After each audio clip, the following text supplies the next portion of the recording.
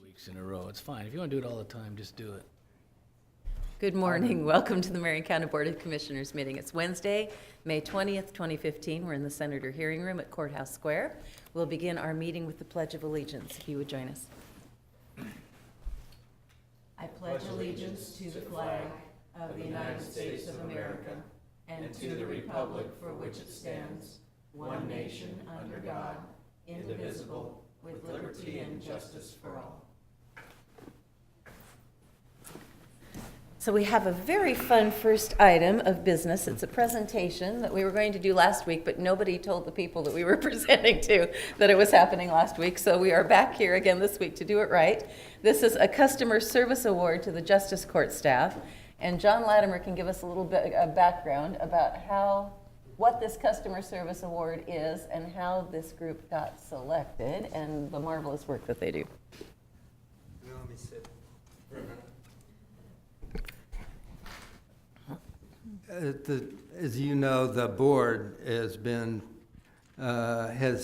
developed with the department heads, one of our key goals is customer service. In fact, it's kind of our mantra in how we deal with our constituents, our customers, and all of the departments of Marion County. So I developed this customer service award to really highlight those folks who have done an extraordinary job to bring their work to the people of Marion County in a way that helps both our constituents and the public as a whole, and creates an atmosphere of good public work. And today we've got a group that I think has done a phenomenal job under very trying circumstances. And so we'll talk a little bit about that. A couple of years ago, we decided that because of the costs and other issues, we decided to combine all of the three justice courts in one. And it meant taking the staff from each of those three courts and combining them and bringing them together to provide the service to the citizens who need to go to justice court, who don't always want to go there, but are required. And these folks provide the service in a way that makes people feel more comfortable. And they really pulled the department together and help to create a new justice court that we can all be very proud of. And I hope they're proud of it too, because they've been instrumental in making it happen. So what I'd like to do is introduce them. And then Jan Ziernoff has the fun side of the story, I think, about this election, right? You were telling us like who nominated them, and let me give Jan can you tell the that story that you told Jan us can too? tell the story. Right. Because right. I was very privileged to find out that we were getting the award, and the Justice Court was nominated by Scott Otis, who is the Marion County Courier.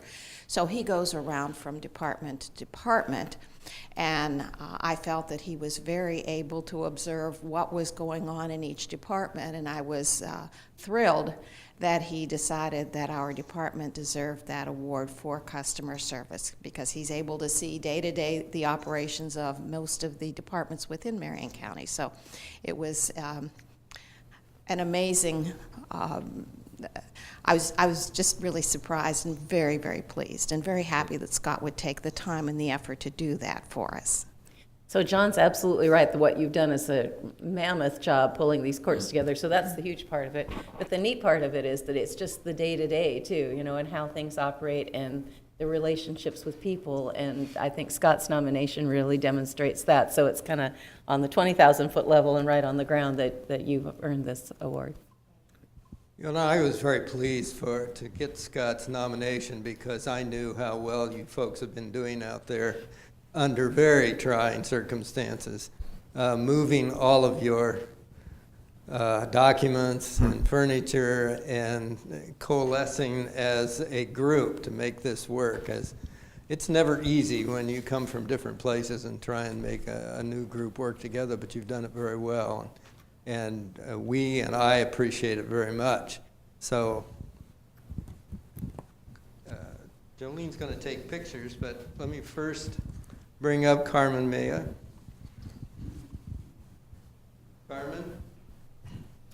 Carmen, you're the supervisor of this group. And she's done a really good job of doing that. I think we're all very proud of the work that Carmen's done. Janie Hansen, who I know in other venues, but she is, but she does a great job, both in her job with the Justice Court and in her other job that she has, which is a very important one. And she and Carmen and now Katie Reynolds have pulled this group together to do such a great job. Thank you, Katie. So can Jan stand with them too? Yeah, I think that would be nice. Why don't you go over here and we'll take a picture with the board. Do you want us to stand, come below, or do you want us to be up here above? Yeah, I think so too. I can never see over heads. Yeah. Yeah. Yeah, that's right.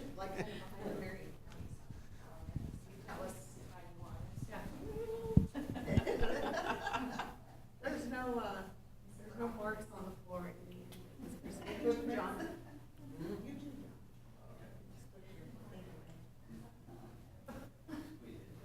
You want the awards out? Yes, please. Okay. Get the old way down. And I'm just gonna take a whole bunch here at once, so.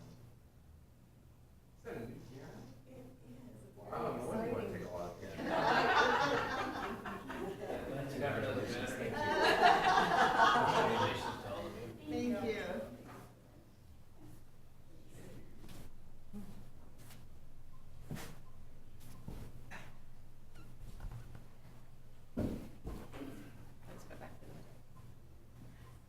Time for more pizza Oh, I knew you were gonna bring it up. That sounds like a good idea. on Tuesday night.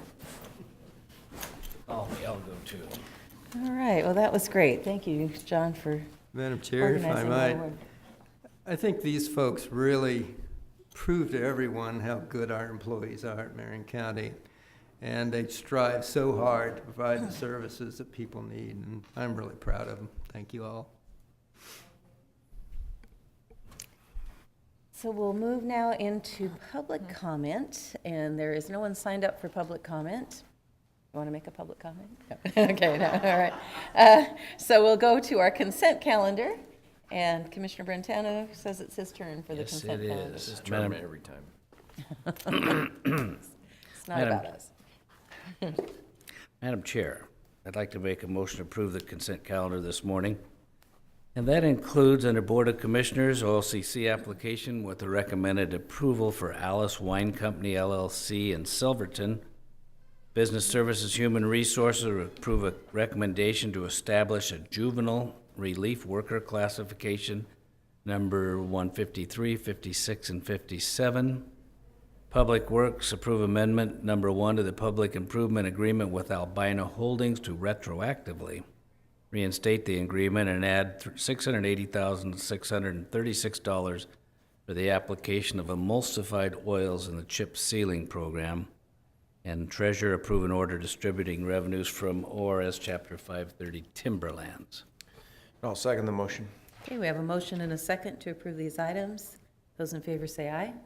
Aye. Aye. Aye. They are approved. We have one item under action today and no public hearings.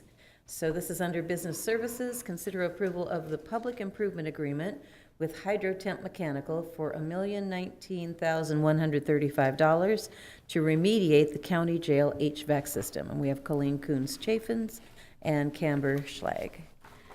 And Brandon Crossley is the project manager, so if Okay, you had great. specific questions, he can answer them.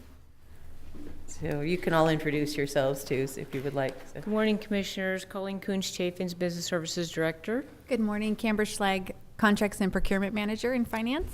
Brandon Crosley, Construction Project Coordinator, Facilities. All right, so tell us what this item is about. Okay, well, good morning. So we are here for the approval of the jail HVAC remediation project contract. We are here to give you some information about the contract and the process. On September 24th, 2014, Marion County Business Services Department Facilities Management Program and I identified the RFP solicitation method as the best option for the jail HVAC remediation project for the Marion County Jail. Because of the critical nature of the work, which requires a greater emphasis on the general contractor's experience and technical ability, the Board of Commissioners granted the exception to allow the use of an alternative solicitation process through the Board Order 14-86. The RFP was issued on October 3rd, 2014, and closed on November 3rd, 2014. 2 proposals were received. The total cost to perform the work on the jail HVAC exceeded the anticipated county budget for the project. On November 17th, the county issued a clarification request to each proposer requesting a breakdown and explanation of costs. The evaluation committee determined that Hydrotemp Mechanical Incorporated was the awarded jail HVAC remediation project on December 12th, 2014. From December through March 10th, 2015, in accordance with Marion County Public Contracting Rules 40-0430 and ORS 279C.340, the county performed value engineering with Hydrotemp Mechanical to take advantage of potential cost savings without impairing the essential functions or characteristics of the public improvement. So the jail was built over 27 years ago. There's another phase that was built about 20 years ago. It's 155,000 square feet. The current HVAC system is inefficient and lacking any adequate capacity, given what's there today. It's exceeded its lifespan of 15 years and is actually, as I said, nearing 27 years. So what we're doing is replacing all of the condensers, air handlers, dampers, heat pumps, fans, VFDs, variable frequency drives, direct digital controls, and all the related components. The project completion date is set for around January of 16, late January 16. We'll go through that commissioning at that time. If you have specific questions, Brandon can answer them related to that. So I've got a few questions. Sure. And I don't know if they're Brandon questions. So the first question I have, maybe is a Canberra question. What was the budget that the board approved originally for this project? You said that the proposals that came in were exceeded the budget. What was the budget? I believe the county had thought it would be in the 600s, and then our architect and engineer said it would be in the 800s. Okay, so 600, 800,000. Yeah. And it ended up, and so then the proposals that came in actually must have exceeded the $1,019,000 because you value engineered Right. down to that amount. So how much more were they than what we're seeing here $1.5 today? million. The first one came in, I believe it was 1.18 Okay, million, and then we dropped it down to the 1,019,000. okay. And what, can you give us a couple examples of some of the value engineering things that have been done? I know that, Just to be I was clear- just, I'm sorry, I was just at a community meeting last night where people were critical of value engineering, and they were talking about, and I don't even think this is an example of value engineering, but they were talking about the state fairgrounds, the pavilion, that, because they kept taking things out to try to get down to budgets. Now it doesn't have air conditioning, it's not large enough to be able to hold sports, and so like it's this, and we still owe like $1 bazillion on it, and it's not, so people sometimes are a little wary of the term value engineering, so maybe you can give us a Right. couple concrete examples. And those numbers too, there was initially, I think, 3 alternatives. And I don't know if the number that we had originally, that 6 something, actually included all those. I'd have to go, it was a while back now, but the one option with the DDC controls was like $200,000. So those numbers. Can you pull the microphone? I can hardly hear you. Those numbers might not be 100% apples to apples because of all the alternatives that were in there. But the project as it is now, we basically rolled all the alternatives into it. So everything that we wanted is in there. The value engineering we did was So tell me, before you go on, what was everything that we wanted? the DDC controls. There was an actual split system that was going to go into a staff conference room. Instead of refurbishing a lot of the equipment, it's now full replacement. So, I mean, if you wanted to get in all the nuts and bolts, I could Okay, no, pull okay, it out. that's, But that, no, I that's just needed the- some examples, so that's great. Yeah, that's the bulk of the alternatives. So everything's rolled up into that now. And as far as the value engineering goes, the actual logistics of installing the equipment on the roof, originally the engineers had spec'd out new curb systems and everything on the roof, which would require tearing the roof apart a lot and landing it. And it's not necessary. If you've got an existing structure, that's fine. You can put adapting curbs across that and then set the equipment on that. So that provided a substantial savings without compromising, elimination of an AC unit or anything like that. Trying to remember what the other one was. We actually entertained another alternative, but it wasn't conducive to the jail schedule. We would have actually had moments of no air conditioning when we were doing the construction, which wasn't going to be accepted by the jail, so we had to not do that one. There was an issue with some permitting and stuff that we prepaid, so we got a credit back on that. Okay. But yeah, as far as compromising the integrity and the scope, we didn't do that. We're actually getting everything that we wanted. All right, excellent, thank you. Other questions? Well, mine was just related to that. I wondered about the transition. But you never shut it down, you change from one system to another, or you just do it at a time when it doesn't matter? No, it is going to require that. Right now, the G-Pod's vacated, and so as we're doing construction, I'm not sure if we're going to actually start in the G-Pod. I actually think we're going to start in the admin area, and then eventually go to the G-Pod, and then once the G-Pod's completed and online, then they'll vacate like the C-Pod into the G-Pod, Okay. and then do the construction over there. So the inmate shuffling is all understood with the jail, and that's one of the reasons we couldn't value engineer an alternative, because the seasons that we're getting into, if we were back maybe 6 months ago, then we might have been able to take a bunch of equipment offline, do it all at once, which would have saved us a little bit of money from the contractors. They would have gave us credits. But because of the time that we're starting at the season and everything, we have to go back to our original plan of phasing the project. Okay. Does that make sense? Yep. So Anything? it just sounds like it's good timing why we have a pod closed to be able to get this done. Mm-hmm. And actually, it's going to provide opportunity for our facility staff to go in there and do some maintenance issues too. That when there's no one in there, it'll make it a lot more efficient for that as well. Changing out lights and whatnot. Great. Thank you.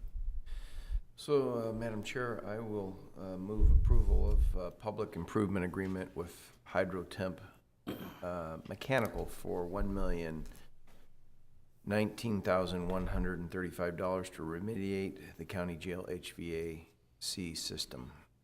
Second. All right, we have a motion and a second. Any further discussion? Those in favor of the motion say aye. Aye. Aye. Aye. All right, nice work. Thank you very much. Good Thank you. presentation, too. Appreciate you being here. And keep us informed on how it's going. Yeah. So that concludes our action items for today, and as I mentioned earlier, there are no public hearings, so I'll go ahead and read the Wednesday to Wednesday calendar. These are meetings where 2 or 3 commissioners will be present between May 20th and May 27th, 2015. We just completed our board session here in the Senator Hearing Room. This afternoon, Wednesday, May 20th at 3:30 is a monthly meeting of the Economic Development Advisory Board that will be held in the Commissioners' Boardroom on the 5th floor here at Courthouse Square. There is also at 3:30 an Insight Jobs Council meeting at the Chemeketa Center for Business and Industry, 626 High Street. And while this is probably on our calendars as 2 or 3 people attending, I don't think you're going to be able to go, are you? And I know I'm not going to be able to go, so. I will be there. And so Commissioner Brentano will be there. Tomorrow, May 21st, Thursday at 9:30 a.m. is the annual Budget and Board of Directors meeting of the Mid-Valley Behavioral Care Network over on 2965 Ryan Drive Southeast, Suite 150. In the afternoon, Thursday, May 21st at 3 o'clock, is a work session on the Oregon Garden Foundation. That will be in the Silverton Conference Room on the 5th floor at Courthouse Square. Then I think Monday is Memorial Day, right? Is that a holiday? Yes, it So, is. all right, so the offices will be closed on Monday. That's the 25th of May. And then on May 26th, Tuesday, at 8:15 a.m. is new employee orientation welcome in the HR training room on the 4th floor of Courthouse Square. And we understand you're covering that, Commissioner, right? So then at 8:30, May 26th, is the Community Corrections Board. That will be held in the Silverton Conference Room, 5th floor, Courthouse Square, followed by a BOC-CAO meeting at 10:15, same place, and an executive session if needed pursuant to any possible ORS 192, 662, A, B, D, F, and I. And then a week from today, May 27th, Wednesday at 9 a.m., we'll be back here in the Senator Hearing Room for our regular Wednesday board session.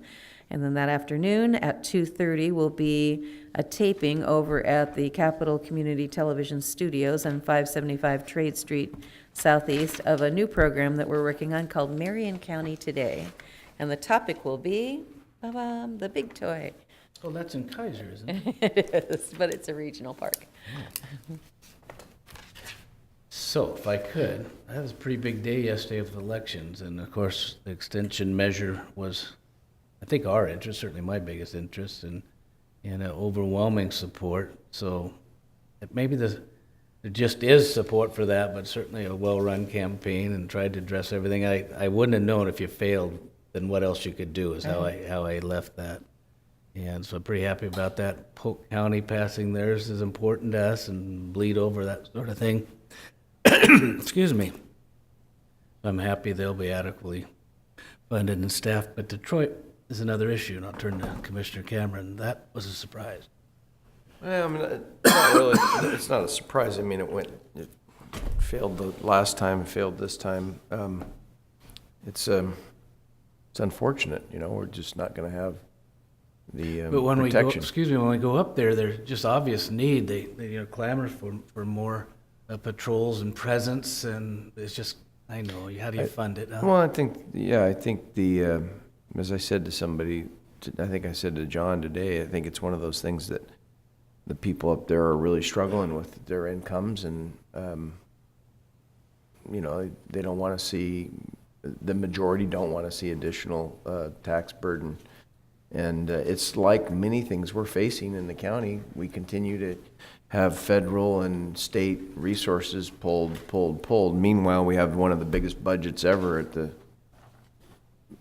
excuse me, don't get me started, but, you know, at the state, we have one of the biggest budgets, but we're just the ones that everybody likes to pick on our money. So it's a challenge for us, and I think we'll continue to try to see if we can help them with their economy, and as we do that, maybe things will change. We'll see. I got to admit, I had a little sub-motive, not ulterior, just sub, that, you know, we're just going to face a huge question on patrolling the national forest out there in at least like 2 years. And I was hoping to tie that presence, but maybe we can still work out something. But the whole East County is going to be under patrolled in the future, and we're going to be asked to address it. I think that would have been one way that would have helped. Doesn't mean that, yeah, that's all. Right. Well, a I'm bigger worried question about it. has to be forest management and the work that you're doing on the ONC and Well, that's work what- Association of Oregon Counties is doing on the whole federal forest. I haven't part of talked it. about it much. I have about 6 different meetings. I'm supposed to leave the same message, and all on the Forest Service and their new latest plan that basically they reserve all this area, leave about 20% under their favored of 4, I think it is. And then, so you got 20% left to harvest, and even that can be challenged. So there's no guarantees even on that tiny bit, and it's just squeezing out. In the meantime, anybody you talk to can drive up that road and see the danger that's coming, and we're not managing these forests. So I'll be making that same message, like it's a wonderful plan, but it doesn't do what it's supposed to do. So that's where the money used to come from. Yeah, well, and then in addition to well, whenever there is a reduction in the material, the harvest, then you have everybody fighting over it, and so now you have the battle between the SBA set-asides for the small timber guys, like, which is what we Yes. have in our canyon, and between us and Lynn County, and the big boys that don't want the SBA set-aside. So that's another challenge that we're facing. So I wanted to get back to the OSU extension, though, because I was so excited about that, if we could. And, Is that like the big toy? well, No. it is a little bit, Oh, because really? because I went out walking with the, for the campaign, I know you did. like a bunch of weekends. And we went to Sublimity Yes, and you did. Staten, we went to Kaiser, we went to Salem, we went up to Woodburn, we went out to Silverton. So we were all around the county. And they had Young Life kids and 4-H kids that went out with us, and then a few adults. We were a little bit slower than the kids, but it was good exercise and it was great. But you know how it is in an election. I mean, if you had a lot of money, you could do a poll. But even with a poll, a low turnout election like we had, it's hard to know which people are going to vote and how they're going to Who's vote. motivated. So you almost have to do it. I mean, I've been doing campaigns of my own that are really low budget, and this was a fairly low budget campaign. And so you just need to get vibes, you need to get that feel about how things are going. And when we would walk around the neighborhoods, and we weren't knocking on doors, but we were going on Saturdays, and the weather was beautiful every single Saturday, so people would be outside mowing their lawns or in their garage or coming in and out of the car or whatever. And so we saw a fair amount of people. And the reaction, and generally, because I also did the Kids and Cops campaign way back when, which I really was committed to, and it was kind of sketchy in terms of how people responded to us. I didn't ever run across one person that was negative on In this one. in this Yeah, one, right. right. I had people saying, I was in 4-H, my kids were in 4-H, I just got back from Ag Fest, this is just such a great thing, agriculture's so important. I had one guy that asked me in Staten where I was from, and I said I was from Salem, but I was his county commissioner, and so I represented him.